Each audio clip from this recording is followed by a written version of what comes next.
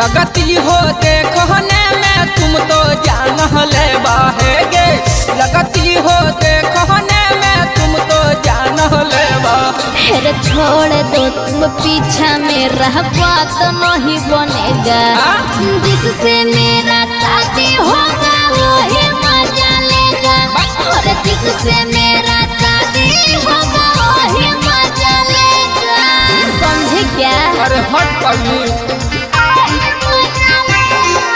Mix by Shailendra बाबू।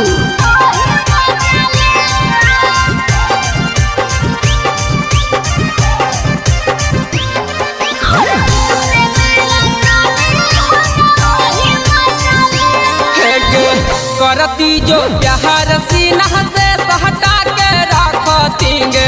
शहरी में दिल तुमको नहीं दे सकती रे। समझ में नहीं आ रहा है? करती जो प्यार सीना से हटा के रखतींगे। शहरी में दिल तुमको नहीं दे सकती। यह के सोना लगती हो कि तहनी तुम क्यूट। यह के जानू उतनी है तुम में ये टिट्यूट। फिर छोड़ दो तुम पीछा मेरा बात नहीं बनेगा। जिससे मेरा शादी होगा वही मजा लेगा। और जिससे मेरा शादी होगा वही मजा लेगा। हमर की होते माँ प्रतिमा रिकॉर्डिंग स्टूडियो शेखपुरा।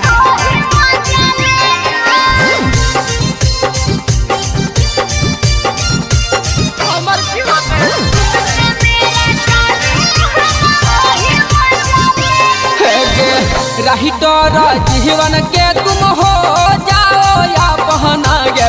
यह कबो पूरा नहीं होगा तेरा सपना रे। समझ के उलझ रहा है? उलझेंगे। अखिलेश शैलेंद्र के तुम हो जाओ या पहना गे। यह कबो पूरा नहीं होगा तेरा सपना। के सोना भाव तुम नाना खाओ। यह के जानू दिल तुम मुझा से लगाओ।